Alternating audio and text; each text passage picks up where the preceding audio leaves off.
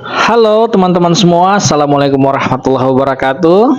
Apa kabar hari ini? Semoga senantiasa bahagia, senantiasa semangat, dan semoga sehat selalu. Tapi kalaupun Anda lagi sedang sakit, tetap semangat ya, tetap bersabar, berprasangka baik ya. Insya Allah Anda akan mendapatkan kebaikan dari sakit Anda. Tapi kalau Anda sebaliknya berprasangka buruk, kemudian negatif thinking, dan hal-hal yang sifatnya tidak baik lainnya, maka sakit Anda itu justru menjadi beban, bahkan menjadi sesuatu yang menyiksa Anda. Tapi kalau sekali lagi Anda berbaik sangka, positive thinking, insya Allah Anda akan sembuh dan akan mendapatkan kebaikan yang banyak.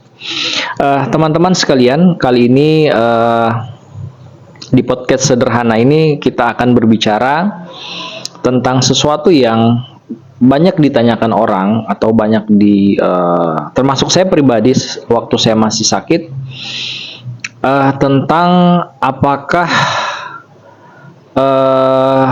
minuman yang baik atau yang aman dikonsumsi oleh penderita GERD atau penderita gangguan lambung ya, atau penyakit lambung yang sehat, yang aman, yang baik ya. Ini berdasarkan mungkin pengalaman saya, termasuk juga riset yang saya dapatkan. Jadi teman-teman, bicara tentang lambung atau bicara tentang minuman yang baik untuk lambung, dulu waktu saya masih sakit ya,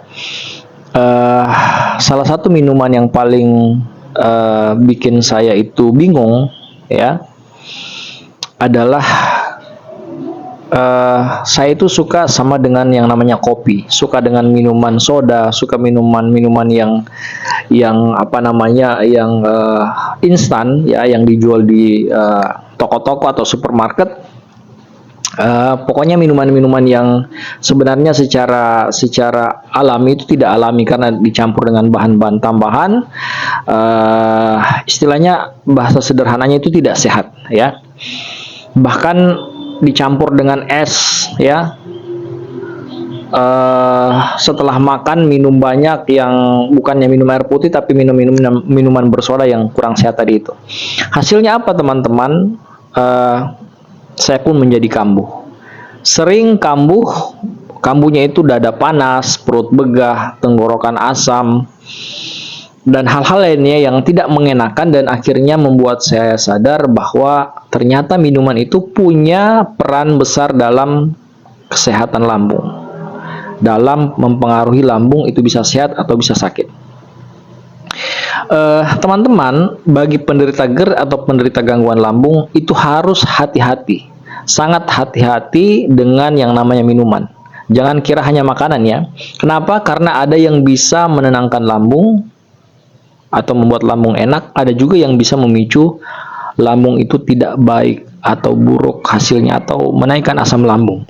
Prinsipnya begini teman-teman, kalau pilih minuman itu yang menenangkan ya, bukan justru merangsang asam naik atau merangsang asam lambung atau merangsang lambung itu menjadi peka, tidak nyaman. Maka hindari minuman dengan kafein yang tinggi seperti mungkin kopi apalagi kopi hitam ya, apalagi kopi yang sasetan itu, soda, dan minuman yang terlalu dingin. Minum pun itu dilakukan sedikit demi sedikit ya. Dan dilakukan selain sedikit demi sedikit, sering minum ya. Kenapa? Karena orang yang gangguan GERD itu asam lambungnya perlu netralisir dengan air putih ya. Dan kalaupun minum, jangan langsung minum sekaligus atau sekali lagi, sedikit demi sedikit. Bicara tentang bagaimana minuman sehat untuk lambung, yang pertama teman-teman, air putih hangat ya. Sebenarnya panas juga tidak masalah, tapi kan kalau terlalu panas itu kurang baik juga ya. Jadi maksudnya tidak juga hangat-hangat kukut, tapi agak-agak panas lah ya, atau istilahnya hangat-hangat panas. Nah, minum ini ya itu paling aman. paling menenangkan dan membantu pencernaan bisa menjadi lebih baik. Apalagi yang kedua itu rebusan jahe, air rebusan jahe. Itu bisa membantu meredakan kembung, meredakan mual dan rasa yang tidak nyaman di lambung. Itu sangat baik teman-teman ya. Karena jahe itu mengandung komposisi ya yang memang baik untuk lambung. Kemudian boleh juga minum teh, tapi tehnya itu bukan teh biasa, tapi teh herbal. Seperti apa? Mungkin teman-teman tahu yang namanya chamomile ya atau peppermint. Itu membantu yang namanya relaksasi lambung ya. Kemudian apalagi ini yang biasa teman-teman konsumsi mungkin ya. Ya ini air madu hangat. Jadi madu dicampur dengan air hangat, itu digaruk, diminum, ya cukup 1 sendok saja ya. Untuk setengah gelas atau 1 gelas itu bisa menenangkan perut dan mengurangi yang namanya iritasi. Kemudian yang selanjutnya minum susu rendah lemak ya. Tapi ingat susunya bukan susu susu olahan ya. Susu olahan itu maksudnya kayak yang dijual di supermarket ya, di toko-toko. Itu bukan lagi susu yang sebenarnya atau susu asli, tapi susu yang sebenarnya itu adalah susu yang memang langsung dari hewan sapi ya, atau misalnya juga susu yang dikemas tapi masih murni ya. Itu sangat baik untuk nutrisi, sangat baik untuk menambah kebutuhan gizi, terutama penderita lambung yang kekurangan gizi. Itu membantu dan tidak membebani lambung dia ya. Bisa juga minum susu almond teman-teman, susu almond, susu kedelai juga boleh ya, tapi sekali lagi dikonsumsinya jangan berlebihan ya. Kemudian apalagi teman-teman yang bagus untuk lambung itu adalah air kelapa muda ya. Air kelapa muda itu cara minumnya itu minum pagi hari saat perut itu masih kosong. Paling bagus itu pagi-pagi hari saat perut masih kosong. Kenapa? Karena air kelapa ini mengandung elektrolit alami yang segar dan ramah untuk lambung. Nah, pertanyaan selanjutnya, kalau tadi itu adalah minuman yang aman yang boleh dikonsumsi, pertanyaannya, apa minuman yang tidak boleh atau yang sebaiknya kita hindari? 1. Kopi kental dan berlebihan. 2. Teh hitam pekat. 3. Minuman bersoda.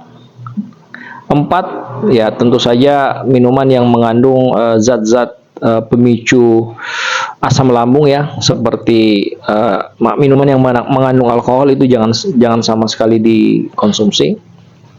Kemudian jus buah yang asam. Apa itu jus buah yang asam?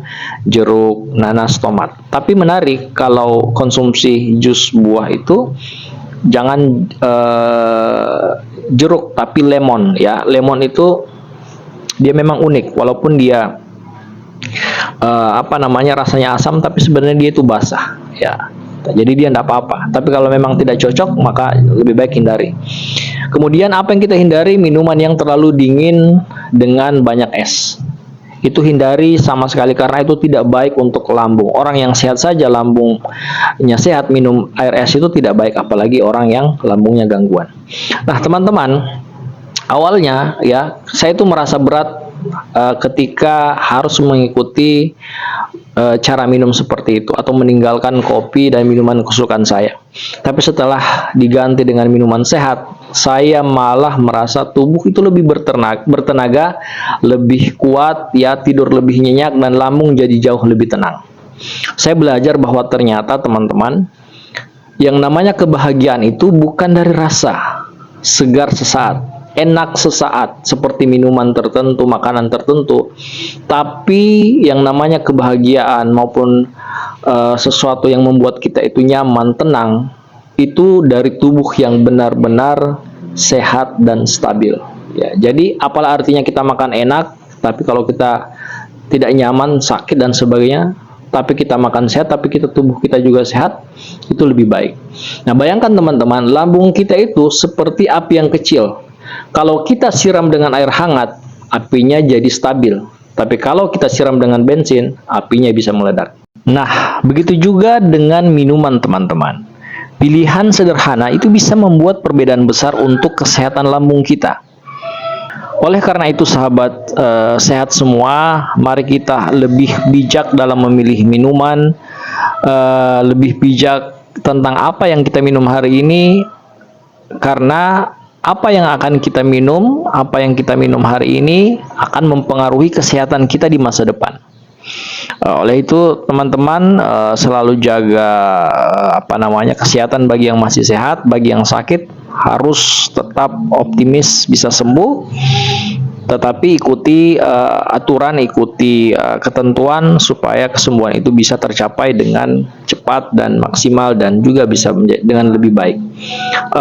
Insya Allah teman-teman di episode yang selanjutnya 14 mungkin ya, kita akan membahas tentang kebiasaan kecil setelah makan yang bisa memicu atau memperparah lambung atau justru menenangkan lambung. Oleh karena itu kita sampai jumpa di episode selanjutnya teman-teman. Tetap semangat ya, jangan putus asa, jangan menyerah ya. Hidup itu masih sangat indah kalau kita menyerah atau patah semangat. Semangat, sampai jumpa. Salam bahagia, salam sukses, sehat selalu. Assalamualaikum warahmatullahi wabarakatuh.